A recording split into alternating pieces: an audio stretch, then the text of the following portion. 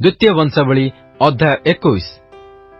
अनंतर जिहोशाफाट अपना पितृलोकों सहित शयन करी दाऊद नगर रे अपना पितृलोकों संगे कबर पाइले। तहु तांकर पुत्र जिहोराम तांकर पदरे राज्य कले। जिहोशाफाट को औरसजात असर्य ओ जिहिएल ओ जिखरिय ओ असरियाह ओ मिखाएल ओ सफटिय तांकर भाई थिले। ए समस्ते इस्राएल राजा जिहोशाफाटकर पुत्र थिले। पुणी सेमानकर पिता सेमानकु महासंपत्ति रूपा ओ सुना ओ बहुमूल्य द्रव्य ओ जिहुदा देशस्थ प्राचीर बेष्टित नगर दान कले। मात्र जिहोराम ज्येष्ठ हेबारु तांकु राज्य देले। एही जिहोराम अपना पितांकर राज्य रे आरूढ़ होई आपणाकु बलवान करन्ते आपणर समस्त भ्रातांकु मध्य इस्राएल केतक अधिपति की खड्गरे बध कले। जिहोराम राज्य करियाकु आरंभ करिया समय 32 वर्ष वयस्क होइथिले। आउ से जेरुसलेम रे 8 वर्ष राज्य कले। पुणी से आहाबकर वंशतुल्य इस्राएल राजा मानक पथरे गमन कले, कारण से आहाबकर कन्या को विवाह कले और सदाप्रभुଙ୍କ दृष्टि रे कुकर्म कले। तथापि सदाप्रभु दाऊदଙ୍କ संगे जो नियम करथिले तहि सकाशु पुणी तांकु ओ तांकर संतानगण को नित्य एक प्रदीप देबाकू जो प्रतिज्ञा करथिले तदनुसारे दाऊद वंश को विनाश करिया पई सम्मत नहिले। तांको समय रे इदोमीय लोक माने जिहुदार अधीनतार विद्रोही होई आपणा मानक उपरे एक राजा कले। तहिरे जिहोराम अपना सेनापति मानकू ओ अपना संगे समस्त रथ नहीं यात्रा कले। पुणी से रात्रि काले उठी आपणर चतुर्दिग बेष्टित इदोमीय मानकू ओ रथाध्यक्ष मानकू संहार कले। एही रूपे इदम आजि पर्यंत जिहुदार अधीनतार विद्रोही हैला। सेही समय रे मध्य लिब्ना तार अधीनतार विद्रोही हैला, जेहेतु से सदाप्रभु अपना पितृगणर परमेश्वर को परित्याग करथिले। आहुरी से जिहुदार नाना पर्वत रे उच्च स्थली मान निर्माण कले और जेरुसलेम निवासी मानकू बेभिचार कराइले और जिहुदा को विपथ रे नेले। ए उतारे तांको निकटकू एलियो भविष्यद्वक्ता ठारू एक लेखा आसिला, जथा सदाप्रभु तुम पिता दाऊदर परमेश्वर एही कथा कहंती, तुम्भे आपना पिता जिहोशाफाटर पथरे केबा जिहुदार राजा आसार पथरे गमन करिनाह, मात्र इस्राएल राजा मानक पथरे गमन करियछ। पुणी आहाबर वंशतुल्य जिहुदा को और जेरुसलेम निवासी मानकू बेभिचार कराइयछ। मध्य तुम्भठारु उत्तम तुम पितृवंशर भातृगण को बध करियछ। एहेतु देख सदाप्रभु तुम्भर लोक मानकू ओ तुम्भ संतानगण को ओ तुम्भ पत्नी मानकू ओ तुम्भ समस्त संपत्ति की महाघात रे संहार करिवे। पुणी तुम्भे अंतर रे महापीड़ित हेब। शेषरे सेही पीड़ा सकाशु तुम्भ अंतर दिन को दिन बाहरी पड़िबो। एथि उतारे सदाप्रभु जिहोरामकर प्रतिकूल रे पलेस्टीय और कुशीय मानक निकटरे आरबीय मानक मन को उत्तेजित कले। तहिरे सेमाने जिहुदार प्रतिकूल रे आसी ता भांगी तही मध्य प्रवेश कले और राजगृह रे प्राप्त सकल संपत्ति मध्य पुत्रगण को और पत्नीगण को नहीं गले। तहिरे तांकर कनिष्ठ पुत्र जिहोयास छड़ा आउ तांकर गोटिए पुत्र अवशिष्ट रहिला नहीं।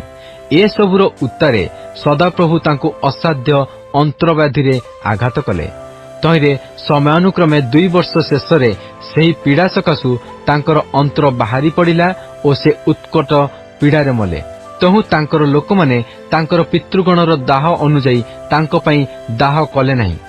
से राज्य करियाको आरंभ करिया समय 32 वर्ष वयस्क होइथिले ओ से जेरुसलेम रे 8 वर्ष राज्य कले ओ से प्रिय पात्र न होई मले।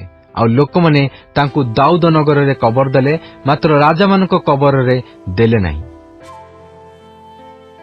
द्वितीय वंशावली अध्याय 22। अनंतर जेरुसलेम निवासी माने तांकर कनिष्ठ पुत्र अहस्यंकु तांको पदरे राजा कले, कारण आरबीय मानक सहित जो लोकदल छाउणी की आसीथिले सेमाने ज्येष्ठ समस्तंकु बध करिथिले। एहेतु जिहुदार राजा जिहोरामकर पुत्र अहस्य राज्य कले। अहस्य राज्य करियाको आरंभ करिया समय 42 वर्ष वयस्क होइथिले ओ से जेरुसलेम रे 1 वर्ष राज्य कले। तांकर मातांकर नाम अथलिया, से अम्रीर कन्या थिले। ଅହସ୍ୟ ଆହାବ ବଂଶର ପଥରେ ଗମନ କଲେ, କାରଣ ଦୁଷ୍କର୍ମ କରିବା ପାଇଁ ତାଙ୍କର ମାତା ତାଙ୍କର ମନ୍ତ୍ରଣାଦାୟିନୀ ଥିଲେ। ତହିଁରେ ସେ ଆହାବ ବଂଶ ଅନୁଯାୟୀ ସଦାପ୍ରଭୁଙ୍କ ଦୃଷ୍ଟିରେ କୁକର୍ମ କଲେ, କାରଣ ତାଙ୍କର ପିତାଙ୍କ ମୃତ୍ୟୁ ଓତାରେ ସେମାନେ ତାଙ୍କ ବିନାଶାର୍ଥେ ତାଙ୍କର ମନ୍ତ୍ରଣାଦାୟୀ ଥିଲେ। ମଧ୍ୟ ସେ ସେମାନଙ୍କ ମନ୍ତ୍ରଣାନୁସାରେ ଚାଲିଲେ। ପୁଣି ସେ ଇସ୍ରାଏଲର ରାଜା ଆହାବଙ୍କର ପୁତ୍ର ଜିହୋରାମଙ୍କ ସଙ୍ଗେ ରାମୋତ ଗିଲିୟଦରେ ଅରାମର ରାଜା ହସାଏଲ ପ୍ରତିକୂଳରେ ଯୁଦ୍ଧ କରିବାକୁ ଗଲେ। ତହିଁରେ ଅରାମୀୟମାନେ ଜୋରାମକୁ କ୍ଷତବିକ୍ଷତ କଲେ। ଏଣୁ ସେ ଅରାମର ରାଜା ହସାଏଲ ପ୍ରତିକୂଳରେ ଯୁଦ୍ଧ କରିବା ବେଳେ ରାମାରେ ଯେଉଁ ଆଘାତ ପାଇଥିଲେ, ତହିଁରୁ ଆରୋଗ୍ୟ ପାଇବା ନିମନ୍ତେ ଜିସ୍ରିଏଲକୁ ଫେରିଗଲେ। ପୁଣି ଆହାବଙ୍କର ପୁତ୍ର ଜିହୋରାମ ପୀଡ଼ିତ ହେବା ସକାଶୁ ଜିହୁଦାର ରାଜା ଜିହୋରାମଙ୍କର ପୁତ୍ର ଅସର୍ୟ ଜିସ୍ରିଏଲରେ ତାଙ୍କୁ ଦେଖିବାକୁ ଗଲେ।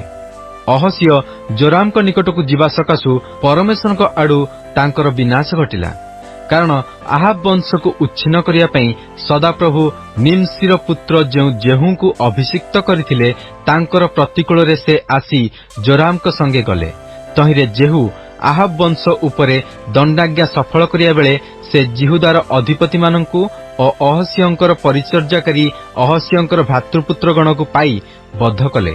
ଏ ସମୟରେ ଅହସ୍ୟ ସମରିୟାରେ ଲୁଚିଥିଲେ।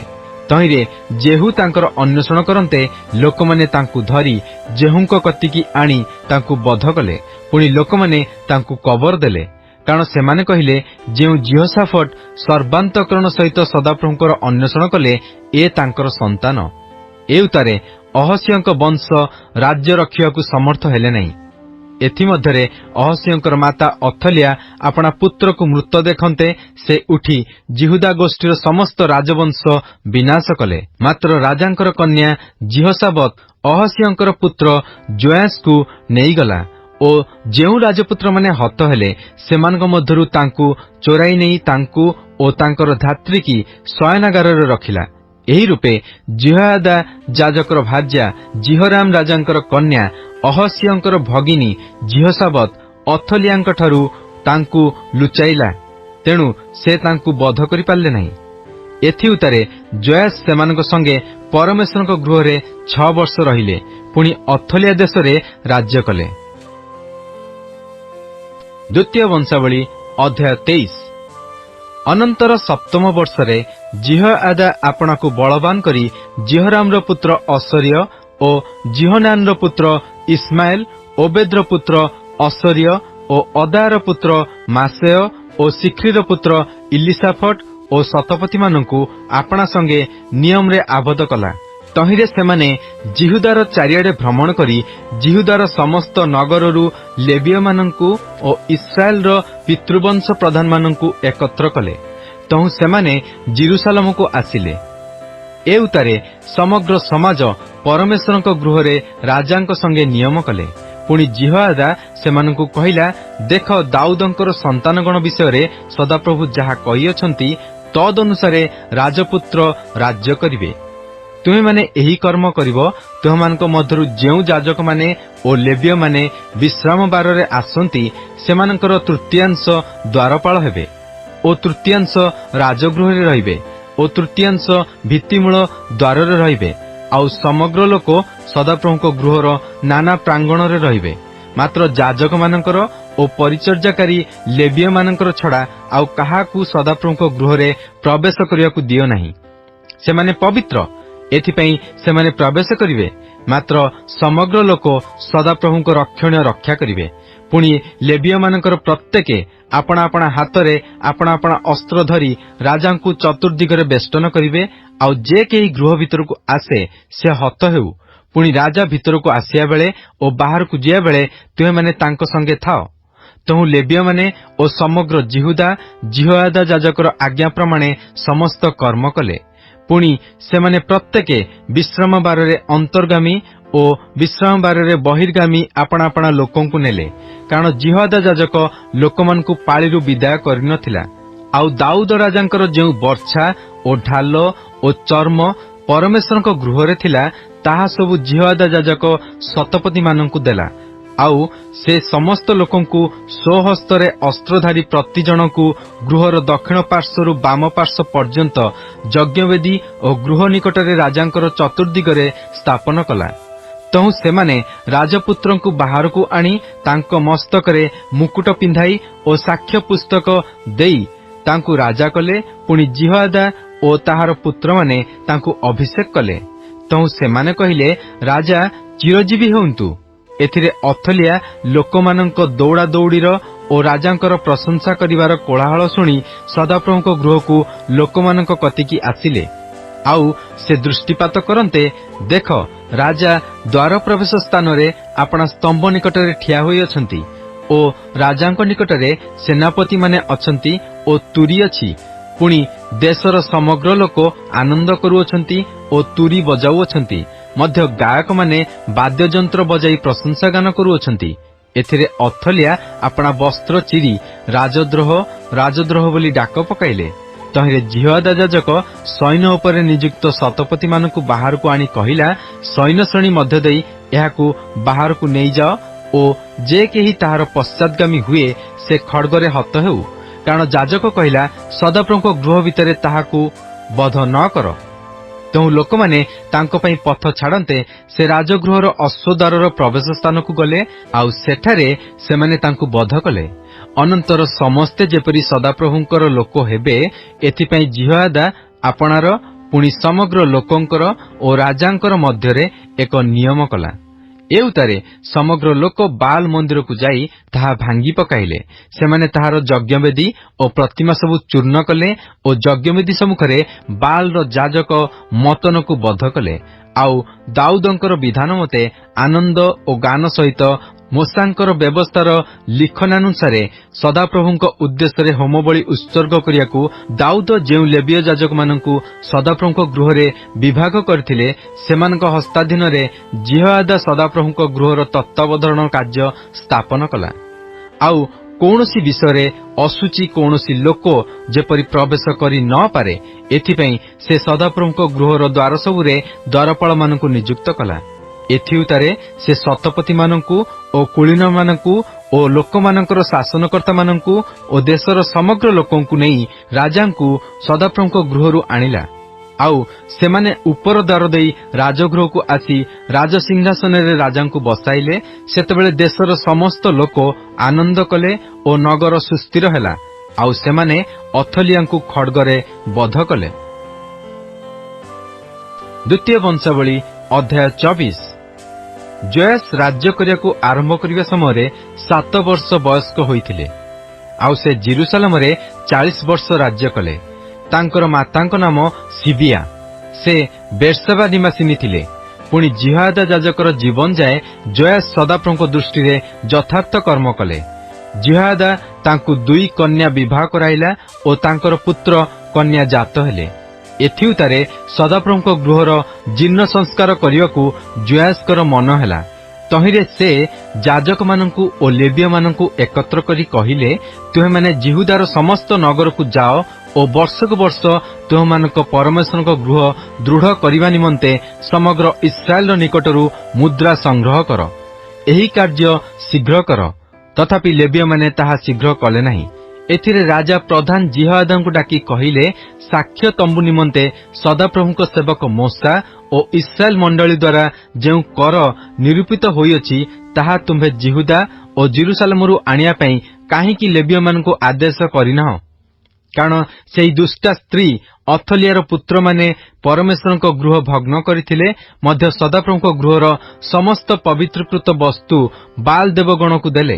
राजा एहीपरि आज्ञा करन्ते सेमाने एक सिंदूक निर्माण करी बाहरे सदाप्रभुंक गृहर द्वार निकटरे रखिले। आउ परमेश्वरक सेवक मोसा प्रांतरे इस्राएल उपरे जेउ कर बसाइथिले ताहा सदाप्रभुंक निमंते आनिया पई सेमाने जिहुदा ओ जेरुसालेम रे घोषणा कराइले। एथिरे अधिपति समस्ते ओ समग्र लोक आनंद कले ओ सेमाने समाप्त न करिया पर्यंत आनी सिंदूकरे पकाइले। तहु एपरि हैला जे जेउ समय सिंदूक लेबीय मानक हस्त द्वारा राजांक निरूपित स्थान को अणागला ଓ ତହିଁରେ ବହୁତ ମୁଦ୍ରା ଅଛି ବୋଲି ସେମାନେ ଦେଖିଲେ, ସେତେବେଳେ ରାଜାଙ୍କର ଲେଖକ ଓ ପ୍ରଧାନ ଯାଜକର କର୍ମଚାରୀ ଆସି ସିନ୍ଦୁକ ଖାଲି କଲେ, ଆଉ ତାହା ନେଇ ପୁନର୍ବାର ସ୍ୱସ୍ଥାନରେ ରଖିଲେ। ଏହି ରୂପେ ସେମାନେ ଦିନକୁ ଦିନ କଲେ ଓ ବିସ୍ତର ମୁଦ୍ରା ସଂଗ୍ରହ କଲେ। ଆଉ ରାଜା ଓ ଜିହୋଆଦା ସଦାପ୍ରଭୁଙ୍କ ଗୃହର ସେବାର୍ଥକ କର୍ମକାରୀମାନଙ୍କୁ ତାହା ଦେଲେ। ତହିଁରେ ସେମାନେ ସଦାପ୍ରଭୁଙ୍କ ଗୃହର ଜୀର୍ଣ୍ଣ ସଂସ୍କାର ନିମନ୍ତେ ରାଜମିସ୍ତ୍ରୀ ଓ ସୂତ୍ରଧରମାନଙ୍କୁ ମଧ୍ୟ ସଦାପ୍ରଭୁଙ୍କ ଗୃହ ଦୃଢ଼ କରିବା ନିମନ୍ତେ ଲୌହ ଓ ପିତ୍ତଳ କର୍ମକାରୀମାନଙ୍କୁ ବେତନ ଦେଇ ନିଯୁକ୍ତ କଲେ। ଏହି ରୂପେ କର୍ମକାରୀମାନେ କାର୍ଯ୍ୟ କଲେ ଓ ସେମାନଙ୍କ ଦ୍ୱାରା କାର୍ଯ୍ୟ ସିଦ୍ଧ ହେଲା। ଆଉ ସେମାନେ ପରମେଶ୍ୱରଙ୍କ ଗୃହ ପୂର୍ବାବସ୍ଥାରେ ସ୍ଥାପନ କରି ତାହା ଦୃଢ଼ କଲେ। ପୁଣି ସେମାନେ କାର୍ଯ୍ୟ ସମାପ୍ତ କରନ୍ତେ ରାଜାଙ୍କର ଓ ଜିହୋଆଦାର ସମ୍ମୁଖକୁ ଅବଶିଷ୍ଟ ମୁଦ୍ରା ଆଣିଲେ। ତଦ୍ୱାରା ସଦାପ୍ରଭୁଙ୍କ ଗୃହ ନିମନ୍ତେ ନାନା ପାତ୍ର ଅର୍ଥାତ୍ ପରିଚର୍ଯ୍ୟାର୍ଥକ ଓ ବଳିଦାନାର୍ଥକ ପାତ୍ର, ପୁଣି ଚମସ୍ ଓ ସ୍ୱର୍ଣ୍ଣମୟ ଓ ରୌପ୍ୟମୟ ପାତ୍ର ନିର୍ମାଣ କରାଗଲା। ଆଉ ସେମାନେ ଜିହୋଆଦାର ଜୀବନ ଯାଏ ସଦାପ୍ରଭୁଙ୍କ ଗୃହରେ ନିତ୍ୟ ହୋମବଳି ଉତ୍ସର୍ଗ କଲେ। ମାତ୍ର ଜିହୋଆଦା ବୃଦ୍ଧ ଓ ପୂର୍ଣ୍ଣାୟୁ ହୋଇ ମଲା। ମରଣ ସମୟରେ ତାହାର ବୟସ 130 ବର୍ଷ ହୋଇଥିଲା। ପୁଣି ଲୋକମାନେ ଦାଉଦ ନଗରରେ ରାଜାମାନଙ୍କ ମଧ୍ୟରେ ତାହାକୁ କବର ଦେଲେ, କାରଣ ସେ ଇସ୍ରାଏଲ ମଧ୍ୟରେ ଆଉ ପରମେଶ୍ୱର ଓ ତାହାଙ୍କ ଗୃହ ବିଷୟରେ ଉତ୍ତମ କର୍ମ କରିଥିଲା। ଜିହୋଆଦାର ମରଣ ଉତ୍ତାରେ ଜିହୁଦାର ଅଧିପତିମାନେ ଆସି ରାଜାଙ୍କୁ ପ୍ରଣାମ କଲେ। ତହିଁରେ ରାଜା ସେମାନଙ୍କ କଥାରେ ମନୋଯୋଗ କଲେ। ଏ ଉତ୍ତାରେ ସେମାନେ ସଦାପ୍ରଭୁ ଆପଣାମାନଙ୍କ ପିତୃଗଣର ପରମେଶ୍ୱରଙ୍କ ଗୃହ ପରିତ୍ୟାଗ କରି ଆସେରା ମୂର୍ତ୍ତି ଓ ପ୍ରତିଭାଗଣର ସେବା କଲେ। ତହିଁରେ ସେମାନଙ୍କର ଏହି ଅପରାଧ ସକାଶୁ ଜିହୁଦା ଓ ଜେରୁସାଲେମ ଉପରେ କୋପ ଉପସ୍ଥିତ ହେଲା। ତଥାପି ସଦାପ୍ରଭୁଙ୍କ ନିକଟକୁ ପୁନର୍ବାର ସେମାନଙ୍କୁ ଆଣିବା ପାଇଁ ସେ ଭବିଷ୍ୟତ ବକ୍ତାମାନଙ୍କୁ ପଠାଇଲେ। ତହିଁରେ ସେମାନେ ସେମାନଙ୍କ ପ୍ରତିକୂଳରେ ସାକ୍ଷ୍ୟ ଦେଲେ, ମାତ୍ର ସେମାନେ କର୍ଣ୍ଣ ଦେବାକୁ ସମ୍ମତ ନୋହିଲେ। ଏ ଉତ୍ତାରେ ପରମେଶ୍ୱରଙ୍କ ଆତ୍ମା ଜିହୋଆଦା ଯାଜକର ପୁତ୍ର ଜିଖରିଆ ଉପରେ ଅଧିଷ୍ଠାନ କଲେ। ତହିଁରେ ସେ ଲୋକମାନଙ୍କ ମଧ୍ୟରେ ଉଚ୍ଚ ସ୍ଥାନରେ ଠିଆ ହୋଇ ସେମାନଙ୍କୁ କହିଲା, ପରମେଶ୍ୱର ଏହି କଥା କହନ୍ତି, ତୁମେମାନେ କି ହେତୁ ସଦାପ୍ରଭୁଙ୍କ ଆଜ୍ଞା ସବୁ ଲଙ୍ଘନ କରୁଅଛ? ଏଥିରେ କୃତକାର୍ଯ୍ୟ ନୋହିବ। ତୁମେମାନେ ସଦାପ୍ରଭୁଙ୍କୁ ପରିତ୍ୟାଗ କରିବାରୁ ସେ ମଧ୍ୟ ତୁମମାନଙ୍କୁ ପରିତ୍ୟାଗ କରିଅଛନ୍ତି। ତହିଁରେ ସେମାନେ ତାହା ବିରୁଦ୍ଧରେ ଚକ୍ରାନ୍ତ କଲେ ଓ ରାଜାଜ୍ଞାରେ ସଦାପ୍ରଭୁଙ୍କ ଗୃହର ପ୍ରାଙ୍ଗଣରେ ତାହାକୁ ପ୍ରସ୍ତାରାଘାତ କଲେ। ଏହି ରୂପେ ତାହାର ପିତା ଜିହୋଆଦା ଯୋଆସ୍ ରାଜାଙ୍କ ପ୍ରତି ଯେଉଁ ଦୟା ପ୍ରକାଶ କରିଥିଲା, ତାହା ସ୍ମରଣ ନ କରି ସେ ତାହାର ପୁତ୍ରକୁ ବଧ କଲେ। ପୁଣି ସେ ମରଣକାଳରେ କହିଲା, ସଦାପ୍ରଭୁ ଏଥିପ୍ରତି ଦୃଷ୍ଟିପାତ କରନ୍ତୁ ଓ ତହିଁର ପରିଶୋଧ ନିଅନ୍ତୁ। ଏଥି ଉତ୍ତାରେ ବର୍ଷ ଶେଷରେ ଅରାମୀୟ ସୈନ୍ୟ ତାଙ୍କର ପ୍ରତିକୂଳରେ ଆସିଲେ। ପୁଣି ସେମାନେ ଜିହୁଦା ଓ ଜେରୁସାଲେମକୁ ଆସି ଲୋକମାନଙ୍କ ମଧ୍ୟରୁ ସେମାନଙ୍କ ସମସ୍ତ ଅଧିପତିଙ୍କୁ ବିନାଶ କଲେ ଓ ସେମାନଙ୍କଠାରୁ ସକଳ ଲୁଟ୍ ଦ୍ରବ୍ୟ ନେଇ ଦମେଶକର ରାଜା ନିକଟକୁ ପଠାଇଲେ। ଅରାମୀୟ ସୈନ୍ୟ ଅଳ୍ପ ଲୋକଦଳ ନେଇ ଆସିଥିଲେ। ତଥାପି ସଦାପ୍ରଭୁ ସେମାନଙ୍କ ହସ୍ତରେ ମହାସୈନ୍ୟ ଦଳକୁ ସମର୍ପଣ କଲେ, କାରଣ ସେମାନେ ସଦାପ୍ରଭୁ ଆପଣାମାନଙ୍କ ପିତୃଗଣର ପରମେଶ୍ୱରଙ୍କୁ ପରିତ୍ୟାଗ କରିଥିଲେ। ଏହି ରୂପେ ସେମାନେ ଯୋଆସ୍ଙ୍କ ଉପରେ ଦଣ୍ଡାଜ୍ଞା ସଫଳ କଲେ। ଆଉ ସେମାନେ ତାଙ୍କ ନିକଟରୁ ପ୍ରସ୍ଥାନ କଲା ଉତ୍ତାରେ ତାଙ୍କର ନିଜ ଦାସମାନେ ଜିହୋଆଦା ଯାଜକର ପୁତ୍ରମାନଙ୍କ ରକ୍ତପାତ ସକାଶୁ ତାଙ୍କ ବିରୁଦ୍ଧରେ ଚକ୍ରାନ୍ତ କରି ତାଙ୍କର ଶଯ୍ୟାରେ ତାଙ୍କୁ ବଧ କରନ୍ତେ ସେ ମଲେ। କାରଣ ଅରାମୀୟ ସୈନ୍ୟ ତାଙ୍କୁ ମହା ପୀଡ଼ିତାବସ୍ଥାରେ ଛାଡ଼ି ଯାଇଥିଲେ। ତହିଁରେ ଲୋକମାନେ ତାଙ୍କୁ ଦାଉଦ ନଗରରେ କବର ଦେଲେ, ମାତ୍ର ରାଜାମାନଙ୍କ କବରରେ କବର ଦେଲେ ନାହିଁ। ଅମନିଆ ସିମିଏତ୍ର ପୁତ୍ର ସାବଦ ଓ ମୋଆବ ବଂଶୀୟା ସିମ୍ରିତ୍ର ପୁତ୍ର ଜିହୋଶାବଦ ଏମାନେ ତାଙ୍କ ବିରୁଦ୍ଧରେ ଚକ୍ରାନ୍ତ କରିଥିଲେ। ତାଙ୍କ ପୁତ୍ରମାନଙ୍କ କଥା ଓ ତାଙ୍କ ଉପରେ ରକ୍ଷିତ ଭାରର ଗୁରୁତ୍ୱ ଓ ପରମେଶ୍ୱରଙ୍କ ଗୃହର ପୁନର୍ନିର୍ମାଣ ବିବରଣ ଦେଖ, ଏସବୁ ରାଜାବଳୀ ପୁସ୍ତକର ଟୀକାରେ ଲିଖିତ ଅଛି। ଏ ଉତ୍ତାରେ ତାଙ୍କର ପୁତ୍ର ଅମତ୍ସ୍ୟ ତାଙ୍କ ପଦରେ ରାଜ୍ୟ କଲେ।